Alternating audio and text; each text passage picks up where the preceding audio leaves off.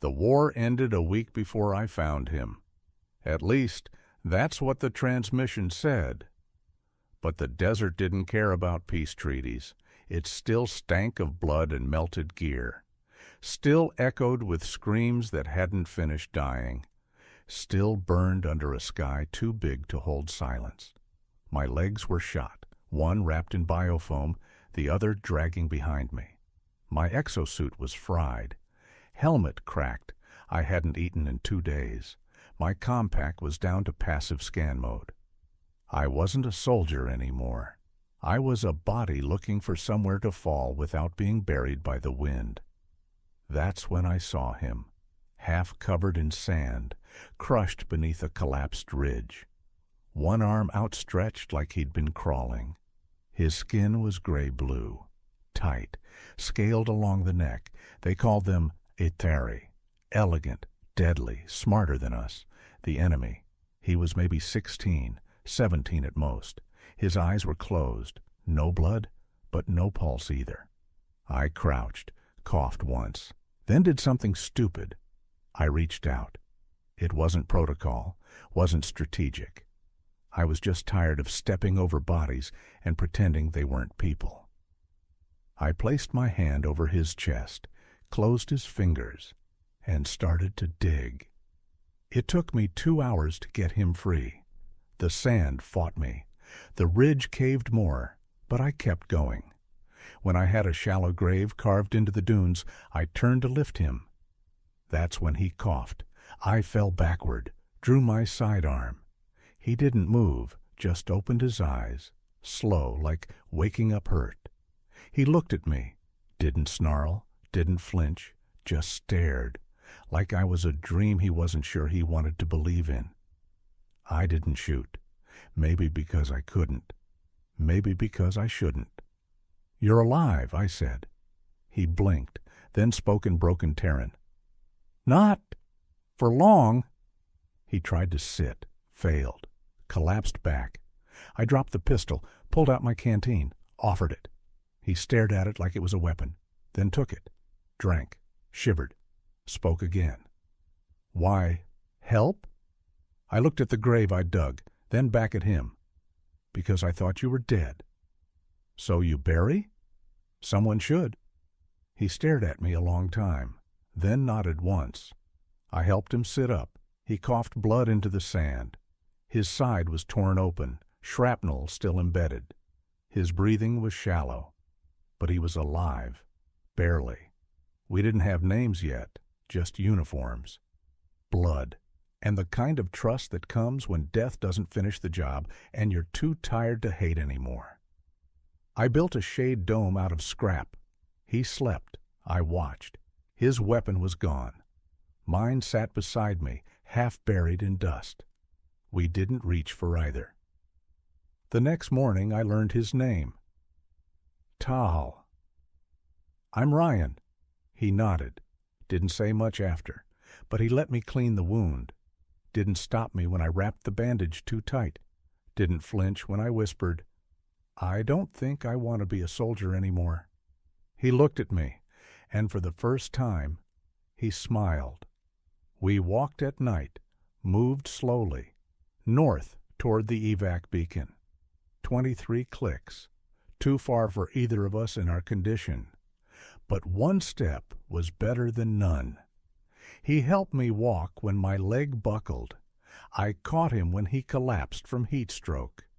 We didn't talk, we just moved. 2 enemies, 1 war behind us. No map, no mission, just survival. We walked at dusk. That was the only time the heat didn't kill you and the drones didn't scan low. Tal kept one hand pressed against his ribs.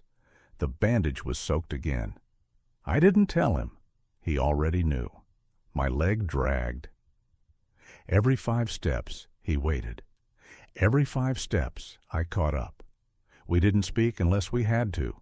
Words cost water, and neither of us had enough left to waste on anything that wouldn't keep us moving. We passed a crater, old blast site, black glass in a perfect ring. Tal stopped, stared at it a long time. I didn't ask why, but I knew. Somewhere in that circle, he lost someone, or maybe just part of himself. "This where?" he finally asked. "Where what?" "You fight." "No," I said. "I fought in the Ridge sector, 4 days south." He nodded, then whispered, "I buried 2. There.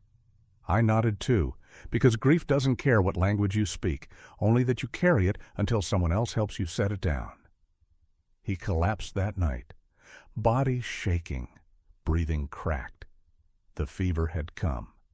I panicked, searched every pouch, found 2 vials of cooling gel, 1 dose of pain reducer, mixed them wrong, injected fast, held his head in my lap and whispered nonsense while his body jerked against the heat. "Stay with me. Don't die. We're almost there." He didn't respond, but he didn't stop breathing. That was enough. The wind howled through the dunes. I leaned over his body, sheltering him from the storm. Woke up hours later, covered in sand, his hand gripping mine. "You sleep bad." "Yeah," I laughed. "You snore?" He smiled, even laughed once, just a little, but it felt like a sunrise after too many nights alone. We made it 10 more miles before the sky turned. The purged drones returned, silent, efficient. 3 of them.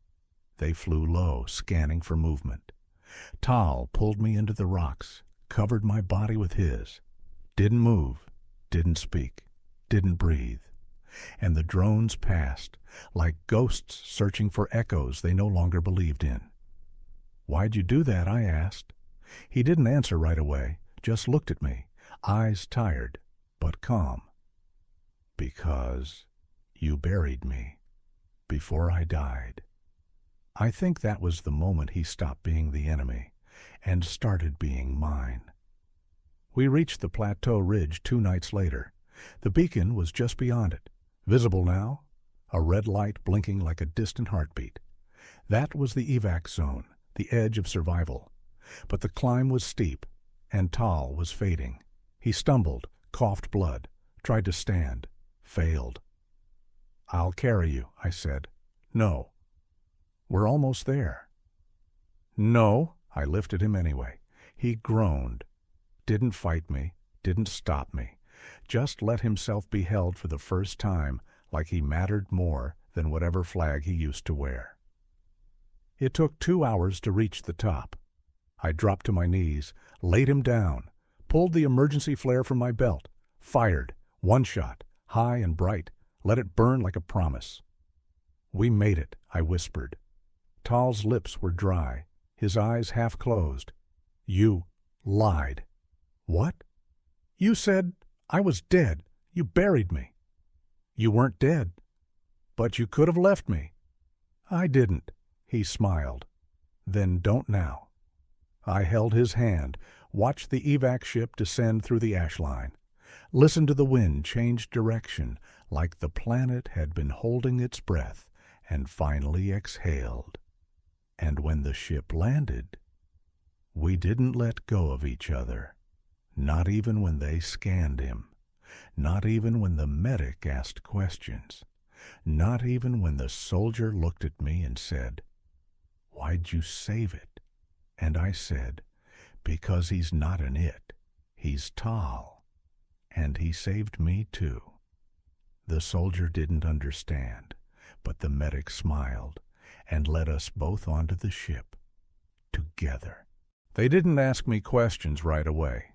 They scanned me, took my blood, logged my wounds, patched the old ones. Didn't bother asking how I got the new ones. That's how it worked in evac zones. You're either alive or you're not. Everything else comes later. Tal was placed in isolation, quarantine protocol, 2 medics, 1 autodoc, biocontainment walls. I wasn't allowed in, but I stood outside, hand on the glass, every hour. He didn't speak at first, didn't move, just stared, like he wasn't sure what part of himself he'd left behind in the sand. Or maybe he was just waiting to see if this place would try to kill him before it tried to heal him. On the third day, he pressed his hand to the glass, right where mine was. Didn't speak, didn't need to. That same night, command called me in. Room was cold, empty table, 2 officers, 1 human, 1 Ithari. They stared at me like I was the question they didn't know how to answer. "You carried an enemy soldier," the Ithari said. "He was wounded. He was tagged for termination. I buried him before I knew he was alive. And when you knew, I kept going." The human officer leaned forward. "Do you understand what this means? That I chose to save someone? That you disobeyed a protocol still under review? The war is over, but the rules remain." I didn't flinch, didn't blink, just said the thing I knew would make them pause. "He's not my enemy anymore." Silence. Then the Ithari spoke. "Why?" "Because I was supposed to kill him, but he didn't try to kill me. He tried to keep me alive." They didn't respond, just ended the session, released me without comment. And I knew they didn't know what to do with the kind of story that doesn't end in death. I visited Tal again the next morning. They gave me 10 minutes, no contact. He sat up when I entered, eyes clearer, chest wrapped in clean bandages, his breathing softer. "You okay?" I asked. He nodded, then smiled, that same tired smile he gave me in the grove. "They let me live." "Yeah? You tell them?" I didn't lie. "That's dangerous." "So is silence." We sat there, 2 soldiers, no rank, no mission, just memory. "What happens now?" he asked. "I don't know. You go home?" "Do I have one?" "Not here." "You?" He shook his head. 10 minutes passed like wind. I stood, turned to go. He called out, "Ryan." "Yeah?" "I never buried anyone before." "You'll know how when it's time." He nodded, then whispered, "Thank you for not leaving me in the sand." I almost said something more, but I didn't. Some things you don't speak. You just carry. They reassigned me. Standard procedure. Survivors from frontline collapse sectors don't get to go home. They get processed, then posted. I didn't argue. They sent me to the outer rim to monitor recon beacons along a disputed trade route. Not a battlefield, but not peace either. Tal was moved the same week. No transport logs, no destination listed. Classified medical transfer, that's what they told me, which was code for, "We don't know what to do with him, so we're putting him somewhere you can't see." I tried to find him, requested access, got flagged, pulled back, warned, so I did what soldiers do when they're out of answers. I waited. Weeks passed. My new station was dust and rust, old tech, no real oversight. I did my job. Woke up, checked beacon drift, filed reports. Nothing changed, except the dreams. I kept dreaming of the desert, of the grove, of the sound Tal made when he tried to hum. I didn't know what it meant. I just knew it never stopped echoing in my head. One morning, a message slipped into my comm log. Unmarked, anonymous, a single line. "He's alive. Sector 9. K. That was it. No coordinates, no signature, but I knew who it was about, and I knew where to go. I loaded a field skimmer, didn't file a route, didn't tell command. If they came looking, they'd find an empty chair and a message on my monitor. I buried him before I knew who he was. Now I'm going to find him before they bury him again. Sector 9K was listed as inactive, old mining grid, abandoned, or so they said. But the closer I got, the more I felt it, the hum, that same rhythm I felt in the grove. Not danger, memory. The outpost was buried, half beneath sand, half beneath silence. I found it by accident, followed the hum until it led me to a sealed hatch buried in dust. 3 layers of lock, 2 broken, 1 still flashing. Not military grade. Medical? I entered. Low light, filtered air. The kind of place built to keep something inside while pretending it didn't exist. I found Tal in the third room, hooked to a bioscan loop, half-sitting, eyes closed, but alive. When he opened them, he didn't flinch. You came. Took me long enough? They said, you forgot. I never did. Why? Because you were the only thing real in a war full of ghosts. He smiled, not tired this time, but soft, like he believed me. You okay? They test, every day, but they don't ask who I am, only what I can become. What do you mean? They're trying to train me, to make me like them, but without a name. You're not theirs.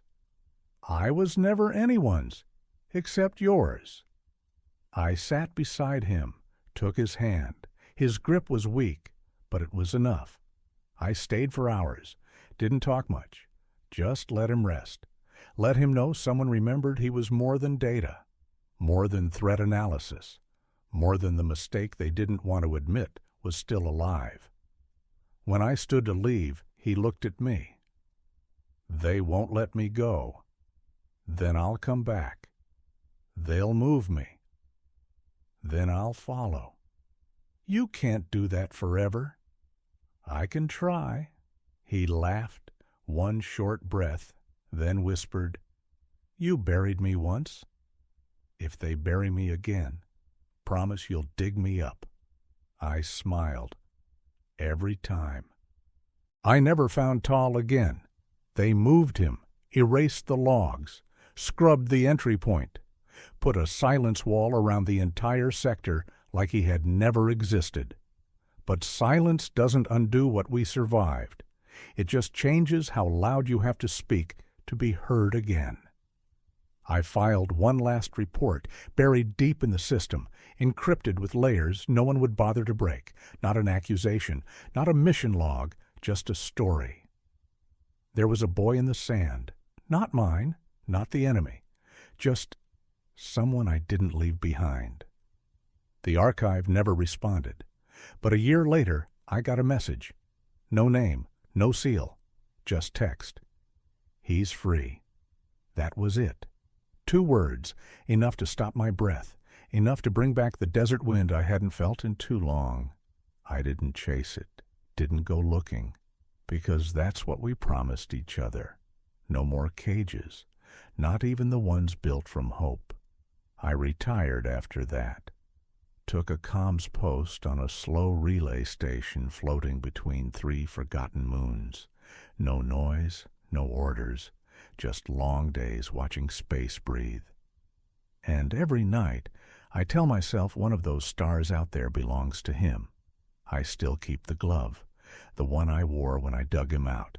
It's cracked, stiff, smells like rust, but when I hold it, I remember the moment he pressed his hand to mine through that glass without saying a word. Because some stories don't need to be spoken, they just need to be kept. I'm not a hero. No one built a statue. No one named a corridor after me.